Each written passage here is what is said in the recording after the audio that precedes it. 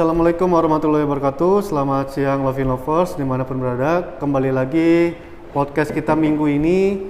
Dan podcast kita kali ini saya sendiri ditemani oleh narasumber yang kece banget dari Bank Mandiri khususnya. Halo. Dengan Teteh. Mungkin Teteh bisa mengenalkan kembali di acara podcast kali ini. Oke. Halo semuanya. Saya dengan Risya Nur Hakim. Saya area Transaction and Funding Manager Bank Mandiri area Surapati. Oke. Teh, kali ini kita ingin ngebahas soal, kan kita tahu nih PPKM ini kan kita nggak tahu sampai kapan berakhir, ya kan. Sedangkan teman-teman di semua lini juga merasa, aduh ngeluh nih, gimana nih, sampai kapan sih, ya kan? Yeah. Nah, dari Bank Mandiri mungkin ada apa sih, memberikan solusi sih, mungkin dari segi finansialnya teman-teman harus bagaimana, adakah program yang bisa membantu teman-teman selama pandemi ini, mungkin bisa ceritakan Teh sedikit. Oke.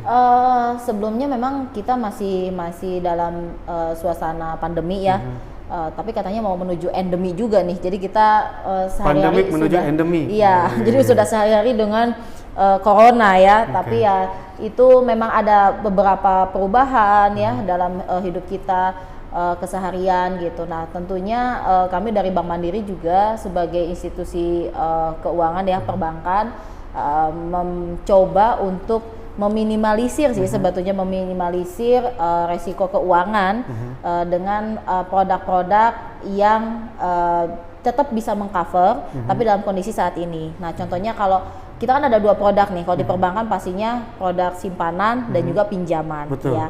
Kalau untuk simpanan tentunya sekarang buka rekening udah minimalisir lah datang ke bank gitu ya, ngantri berdesak-desakan kerumun. Sekarang buka rekening sudah bisa online. Gitu ya. Jadi cukup nanti dengan link QR-nya ya ada barcode, di situ bisa langsung online di rumah dengan customer service-nya gitu ya. Nanti buku tabungan, kemudian kartu ATM-nya langsung datang ke rumah juga tuh. Oh gitu. Iya, jadi Malah cara aktivasinya juga di rumah. Jemput bola ya.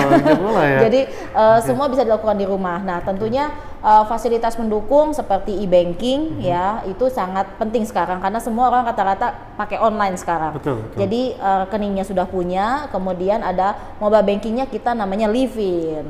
Kalau Livin. Ada artinya tuh? Livin by Mandiri.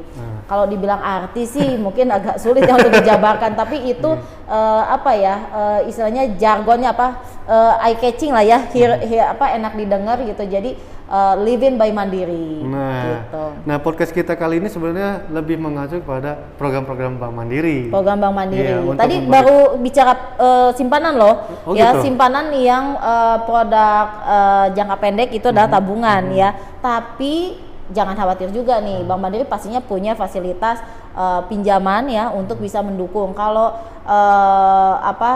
Livin Lover semua di sini wirausaha, tentunya ada pinjaman kredit usaha ya dari Bank Mandiri. Kemudian juga kalau misalkan pegawai ada juga kredit serbaguna mikro. Kemudian kalau ada yang pegawai atau wirausaha pengen punya kepemilikan rumah atau aset atau properti, ada juga kredit kepemilikan rumah dari Bank Mandiri. Pokoknya lengkap deh, semua ada di Bank Mandiri. Ya.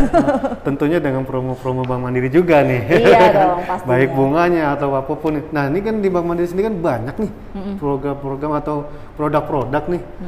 Ya mungkin buat milenial sendiri produk yang cocok apa nih dari Bank Mandiri? Sebetulnya produk itu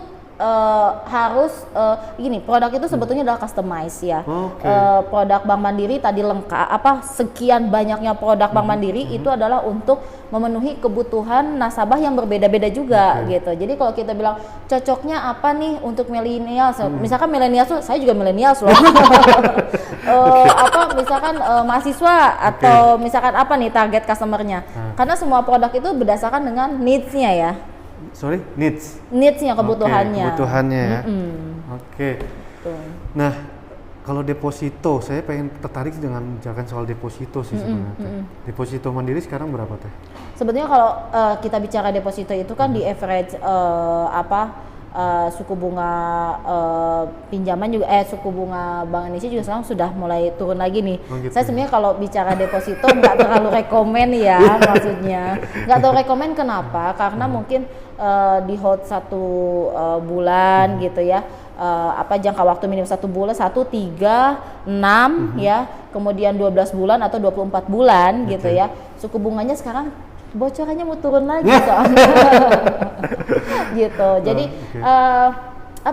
deposito itu biasanya kita kalau untuk millennials saya lebih menyarankan ke produk reksadana. Ya, jadi reksadana itu returnnya itu di atas suku bunga deposito, tetapi lebih fleksibel.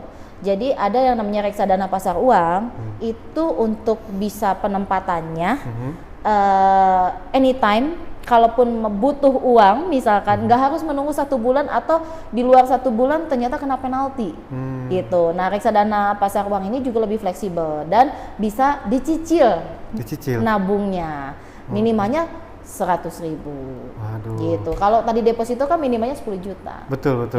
Iya. Wah, Teteh ini ternyata saya pikir-pikir banyak investasinya juga sih ya. Banyak sih enggak, tapi ada ya. Banyak sih enggak, cuman ada. Cuman saya memang mendahulukan investasi itu mungkin tidak investasi yang liquid ya, tapi lebih ke properti. Gitu. Nah, kita tahu ya kaum milenial itu banyak kan lebih memilih hal-hal yang konsumtif. Jarang sekali kepikiran untuk wah, gue pengen berinvestasi. Jarang sekali ya untuk berinvestasi cek ini. Cuma kan sekarang pola milenial ini sekarang lebih maju nih, lebih ke depan kan. Apalagi dengan kondisi seperti ini, perkuliahan atau segala macam masih tatap muka. Mungkin sekarang sudah mulai sekarang udah mulai tatap muka. Betul. Jadi harus mulai berinvestasi karena kalau nanti ternyata tatap muka sudah diberlakukan kembali, ya otomatis kita harus punya hunian yang nyaman ya di sekitar lingkungan kuliah kita ya. Betul. Nah, ini bahas soal hunian nih Teh.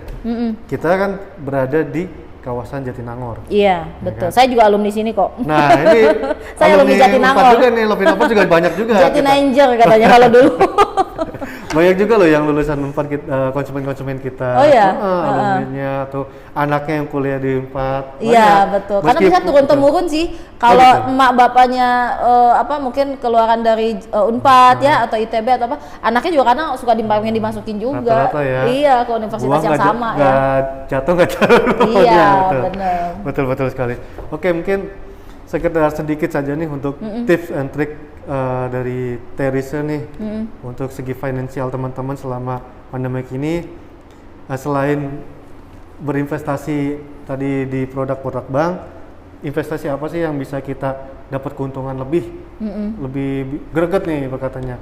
Kan kita tahu hunian itu kan properti sendiri khususnya ya, itu sangat cepat sekali naik keuntungannya. Jadi goalsnya teman-teman ini pasti pengen, wah keuntungan besar nih gua lulus kuliah dari sana, bisa memiliki hunian di apartemen Lovin, bahkan bisa disewakan juga dan bisa mendapatkan keuntungan dari investasi saat ini.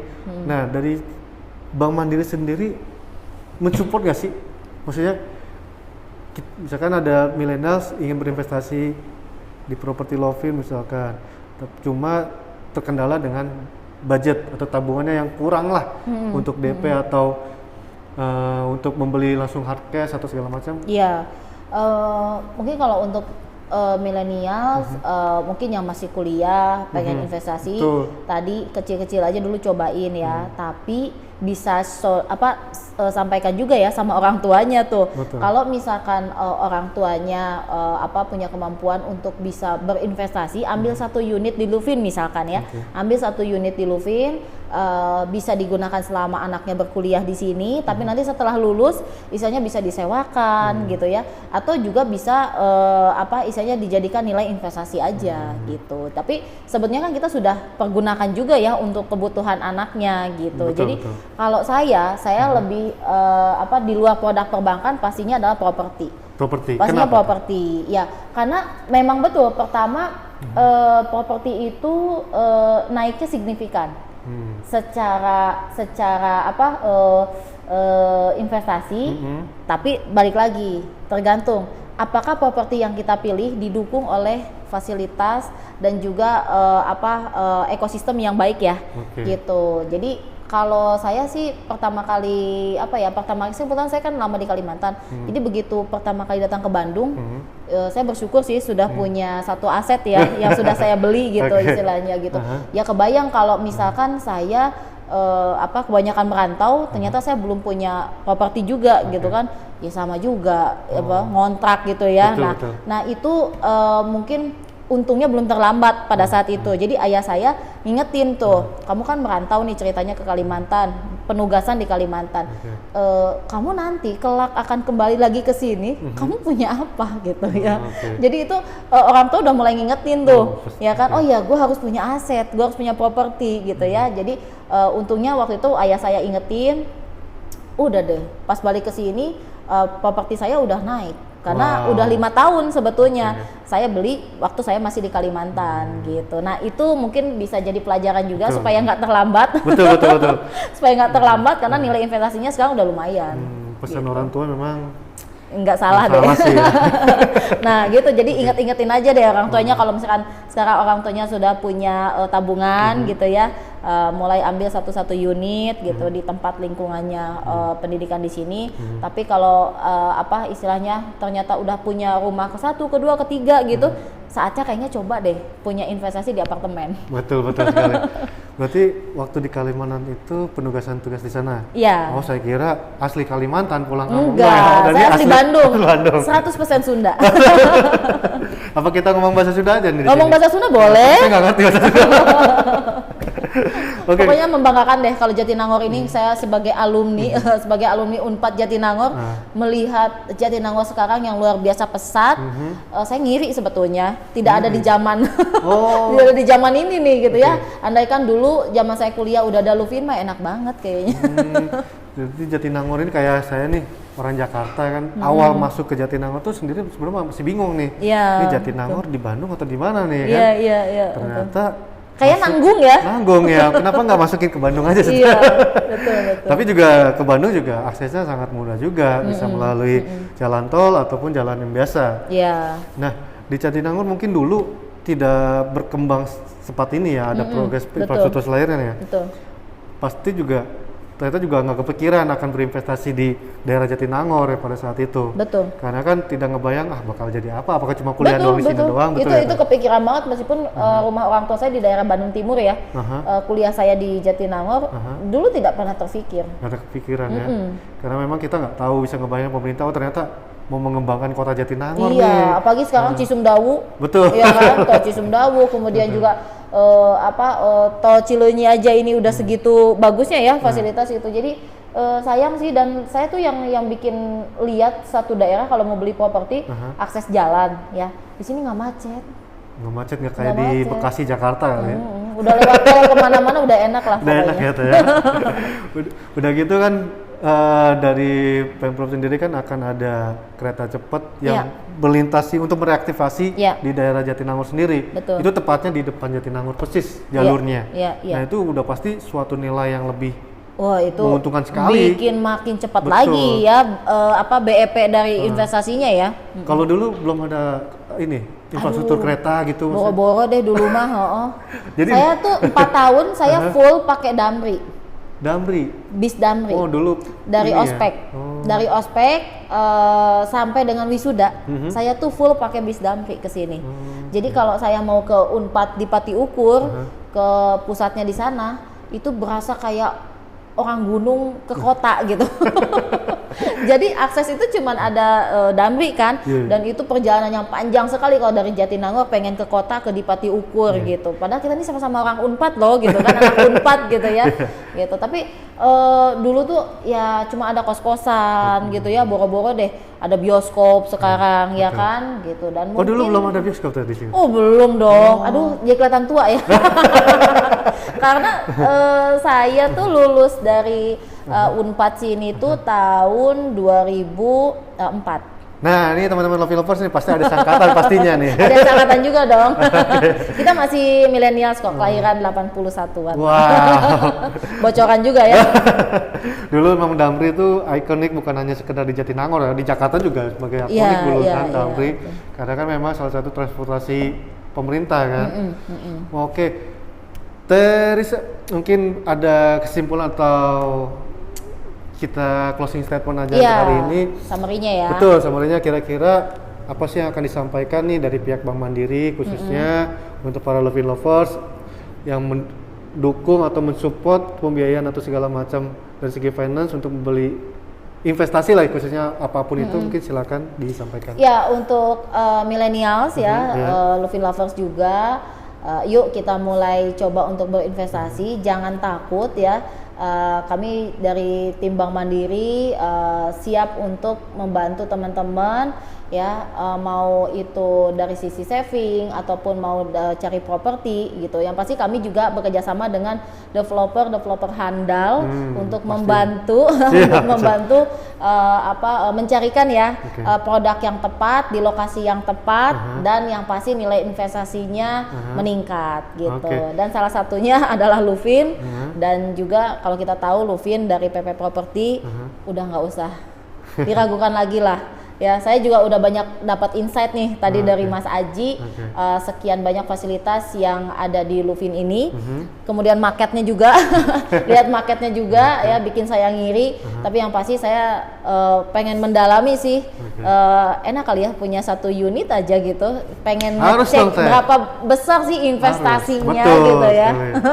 Nah, ini Lovin Lovers jadi di masa pandemi sekarang ini juga tidak menghalang kita untuk tetap berinvestasi dan menginformasikan ke orang tua nih atau ayah, bunda atau apa untuk beli unit di Lovin atau di kawasan Jatinangor. Searching sebanyak banget informasi, kemudian juga datang langsung ke sini ya, ngobrol-ngobrol sama tim dari Lovin gitu. Itu kalau nggak kenal maka tak sayang. Jadi harus banyak kenali, harus cari tahu sebanyak mungkin, harus kepo sih. Kalau milenial itu kan tipikalnya kepo ya. Jadi banyak kepo-kepo aja deh sama Lovin ya. Lovin itu kedepannya akan seperti apa dan juga yang pasti buruan karena harganya nanti keburu naik. Betul, tentu sekali. Kepoin kita juga boleh kok. Oke, terima kasih Lovin Lovers sudah menyaksikan podcast kita hari ini. Terima kasih Teresa atas waktunya. Sampai jumpa kembali. Selamat siang.